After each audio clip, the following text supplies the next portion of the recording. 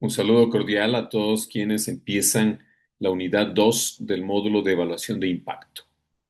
Dentro del diplomado de políticas públicas basadas en evidencias, lo que tenemos ahora es el tema 2 del módulo 3. El tema 2 se refiere a la evaluación experimental.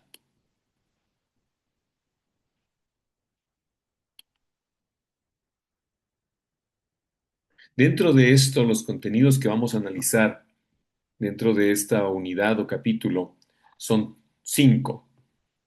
Una comparación entre la evaluación experimental y la cuasi experimental, por qué es importante evaluar basados en reglas de asignación, sería el segundo subtema. El análisis de la validez externa y la validez interna es el tercer subtema. La selección de la muestra es el cuarto subtema. Y el proceso de aleatorización es el quinto subtema.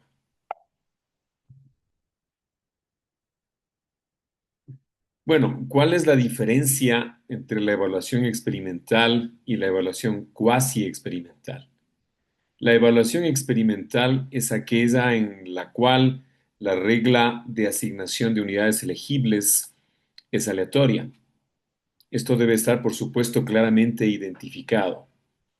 Esto significa que todas las unidades elegibles tienen la misma probabilidad de ser incluidas dentro del grupo beneficiario. Esto va, por un lado, a dar un sentimiento o un sentido de justicia y, por otro lado, va a permitir crear un contrafactual de características estadísticas muy similares, de manera que vamos a poder comparar lo que ocurre con el grupo de tratamiento frente a lo que habría ocurrido a través del contrafactual del grupo de comparación. Por otro lado, los métodos de evaluación cuasi experimental son aquellos en los que no es posible una asignación aleatoria, en el sentido de que todos tengan la misma oportunidad de ser incluidos dentro del grupo beneficiario y sea claro el proceso. A veces en la evaluación cuasi experimental no está claro el proceso o se usa un índice de elegibilidad, ¿ok? Y esto de alguna manera cambia el tema de la asignación aleatoria y podría ser que no se tenga un contrafactual que sea de características estadísticamente similares o que las conclusiones a las que se llegue no se puedan generalizar a la población, debido a que posiblemente creamos un contrafactual que funciona localmente. Bueno, esos detalles los vamos a analizar en el tema 3, que yo le denomino en la unidad 3 dentro de este módulo. La evaluación basada en reglas de asignación, ¿no es cierto? Es lo que se considera algo apropiado por el lado de la justicia, de la igualdad de oportunidades y porque, como habíamos afirmado en un video anterior, coadyuva la transparencia, permite la comunicación de resultados con objetividad. Según Gertler y otros, la asignación aleatoria del tratamiento es considerada la regla de oro de la evaluación de impacto. Es decir, siempre que sea posible, esto es lo que se va a aplicar. Pero recalcamos siempre que sea posible. Eso significa que, desafortunadamente, por diversos motivos, no siempre es posible. Luego vamos a reflexionar en cuándo no es posible. Pero bueno, por lo pronto, siempre que sea posible, esto se aplicará. Es la regla de oro, la mejor forma de conseguir un grupo de comparación y de estar seguros de que los resultados que se obtienen no están haciendo ni una subestimación del impacto ni una sobreestimación del impacto.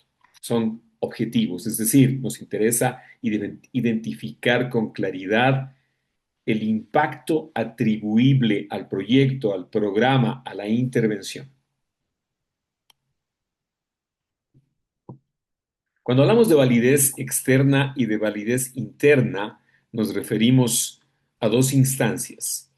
Sabemos que la población objetivo podría ser muy grande, sobre todo en algunos programas que tienen alcance eh, un poco más que local, y entonces pensar en la población directamente para hacer una evaluación de impacto no tendría un sentido de practicidad, sería muy costoso y tomaría demasiado tiempo. Entonces lo que se hace es extraer una muestra de esa población. Si yo logro extraer una muestra que sea representativa de la población, es decir, que capture sus características esenciales, tengo validez externa. Al tener validez externa, esto significa que lo que yo logre identificar en la muestra se puede inferir hacia la población. Para esto, para lograr una validez externa, lo que se hace es un proceso de muestreo aleatorio, que lo voy a explicar en breve. Si conseguimos ya la validez externa a través de una muestra aleatoria representativa, entonces lo que se hace es con la muestra que está lista para aplicar la evaluación, hacemos una asignación aleatoria. Esa asignación aleatoria significa que algunos individuos irán al grupo de tratamiento y algunos otros individuos irán al grupo de control. Si la asignación es aleatoria, entonces estos dos grupos van a tener características estadísticas similares, de modo que cuando hagamos la medición de resultados después de la intervención, podemos atribuir la diferencia en esos resultados, si es que existe, a la intervención, es decir, al programa, al proyecto, a la política que se haya implementado. Los dos conceptos son importantes. ¿Por qué? Porque si se vulnera alguno de ellos, no se puede tener o la generalización de la muestra hacia la población, en el caso de que se vulnera la validez externa, y en el caso de que se vulnera la validez interna, sería más grave todavía porque el grupo de tratamiento y el grupo de control no serían comparables. Los dos, en definitiva, necesitamos para poder, primero, comparar, atribuir el resultado al proyecto y luego, dado que hemos trabajado con una muestra, inferir los resultados hacia la población. Creo que tal vez esto lo ponemos acá. Ok. Para la validez externa tenemos que seleccionar una muestra, ¿no es cierto? Bueno, hay varios pasos, lo vamos a describir brevemente, como he indicado en algunos videos anteriores. La meta principal para nosotros es que tengamos una visión panorámica de todo esto. Hay muchísimos detalles y esos detalles se van a profundizar en la práctica con tiempo, con estudio adicional. Bueno, el primer paso es tener identificada la población de interés, ¿cierto? El segundo paso es básicamente definir un marco de referencia muestral, que es una especie de base de datos, para poder de esa base de datos seleccionar, ¿no es cierto?, una muestra. El tercer paso en el proceso de selección es elegir el método de muestreo. Tenemos varios métodos de muestreo posible, el muestreo aleatorio simple, el muestreo estratificado, el muestreo de conglomerados o de clusters. Y una vez que se elige el método, se selecciona el tamaño de la muestra y se eligen ya las unidades muestrales. Hay que considerar que cuando hablamos de unidades muestrales, esto podría no siempre significar individuos o personas. Podría ser que las unidades beneficiarias sean escuelas o que sean hospitales o que sean pequeñas comunidades. Hay varias posibilidades para esto y el muestreo aleatorio nos permite elegir adecuadamente siempre que tengamos bien identificada la población de interés y que tengamos el marco de referencia para seleccionar elementos de esa población que van a constituir ¿no es cierto?, nuestra muestra finalmente. Están los métodos que habíamos mencionado. El aleatorio simple es el más sencillo porque consiste en elegir mediante un procedimiento de, digamos, sorteo, elementos de la población. Todos tendrían la misma probabilidad de ser escogidos. El estratificado que se aplica en otras situaciones dependiendo de los proyectos consiste en que primero se divide la población en un número de estratos, ¿cierto? Y luego se seleccionan muestras aleatorias dentro de cada estrato. Y el muestreo de conglomerados o clústeres significa que yo tengo grupos que tienen alguna heterogeneidad entre grupos, pero algún nivel de homogeneidad dentro de los grupos, y lo que se hace es seleccionar muestras aleatorias de estos conglomerados. Bueno, el proceso de aleatorización, que lo voy a ilustrar con Excel, con una hoja electrónica, consiste primero en tener una base de unidades elegibles. Se supone que para llegar a esta parte ya la muestra ha sido seleccionada. Imagínense que la población hubiese sido 10.000 unidades elegibles, hablemos por simplicidad de 10.000 personas. Que de estas 10.000 personas se eligiera una muestra de 1.000. Esa muestra de 1.000 constituye la base de unidades elegibles. A esa muestra de 1.000 se le aplicaría el proceso que vamos a describir. En este momento abstraemos el detalle de ¿y por qué elegí 1.000 de 10.000? Bueno, digamos que hay una matemática para calcular el tamaño de la muestra que no es compleja. Requiere algunos parámetros, digámoslo así, como el nivel de confianza, el error tolerable, ¿no es cierto? El estadístico que se va a estimar, pero generalmente muestras representativas son muestras como la que acabo de mencionar, ¿no? No hay mucho misterio en esto, no es una ciencia de partículas subatómicas ni nada por el estilo. Simplemente hay fórmulas que nos permiten calcular el tamaño idóneo. Pero la ventaja del muestreo básicamente está en que con una muestra pequeña, relativamente pequeña, yo podría tener la representatividad adecuada y sobre esa muestra hago el proceso de aleatorización que consiste en decir quiénes van al grupo de tratamiento y quiénes van al grupo de control. Así que a partir de la base de unidades elegibles que se obtiene con el muestreo, el segundo paso es definir la regla de asignación. Bueno, ¿en qué consiste esto? Supongamos que vamos a asignar el 50% de unidades elegibles al grupo de tratamiento. Eso significa que la mitad va al grupo de tratamiento, la mitad va al grupo de control. Y si hacemos esto con números aleatorios que se pueden generar con la hoja electrónica, ponemos o escribimos o expresamos la regla con claridad para que se sepa cómo se va a aplicar. El paso 3 es la generación de esos números aleatorios. Les voy a mostrar en Excel. Y el paso 4 es la asignación según la regla que se ha planteado en el paso 2 hacia el grupo de tratamiento o hacia el grupo de control. Bien, vamos a pasarnos ahora a la hoja electrónica.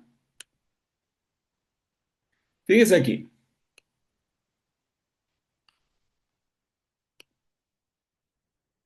Ok. Yo tengo aquí una muestra, por supuesto, muy pequeña para ilustrar el proceso. El objetivo claramente identificado. En este ejemplo, el 50% de la muestra va al grupo de tratamiento. No tiene que ser la regla, ¿no? Podría ser el 60% va al grupo de tratamiento, el 40% va al grupo de tratamiento. Muchas veces esto depende de las posibilidades reales de ejecutar esta asignación, lo cual va a depender de presupuesto, tiempo y algunas otras variables. Digamos que en general podría ser el 50% de la muestra al grupo de tratamiento. Lo siguiente es plantear la regla de asignación. Aquí tiene que estar especificada. Tengo que poner entre paréntesis el hecho de que cuando se generan números aleatorios en la hoja electrónica, estos están en el rango de 0 a 1. ¿Ok? Si estamos diciendo que el 50% va al grupo de tratamiento, la regla podría ser, si el número aleatorio es menor a 0,5, entonces se asigna al grupo de tratamiento. En caso contrario, al grupo de control. Pero también podría ser al revés. Si el número aleatorio es menor a 0,5, se asigna al grupo de control, en caso contrario, al grupo de tratamiento. ¿Por qué es importante que escribamos la regla? Porque esto evita que haya manipulaciones posteriores y que alguien se sienta perjudicado vulnerando el tema de la transparencia. ¿Ok? Entonces, esta regla recomiendo escribirla, explicitarla. Aquí hay una base ficticia en donde está identificado un número en la base que podría ser el ID, la cédula, algo, simplemente un número secuencial. Acá estaría la unidad a ser tratada, o mejor dicho, la unidad elegible, todavía no tratada. Se entendería que van nombres, apellidos o lo que sea. Como es una base ficticia, están solamente nombres. ¿Listo? ¿En qué consiste el proceso de aleatorización? Ahora lo vamos a explicar. Acá lo que he hecho es poner un formato en blanco. Bien, usamos una fórmula. Esta fórmula es bastante sencilla, la que se ve ahora en la pantalla. La función aleatorio se escribe igual aleatorio, paréntesis abierto, paréntesis cerrado. ¿Ok? Y fíjense ustedes que aquí, que cada vez que se hace algo en la hoja electrónica, ejemplo, ingreso un número en algún lado o hago un cambio, cada vez que ocurre esto, cambia esa fórmula. Es decir, se trata de una fórmula volátil. Debido a eso, no puedo dejarle así. ¿Por qué? Porque entonces cada vez la asignación sería distinta. ¿Listo? Así que lo recomendable es tener una columna adicional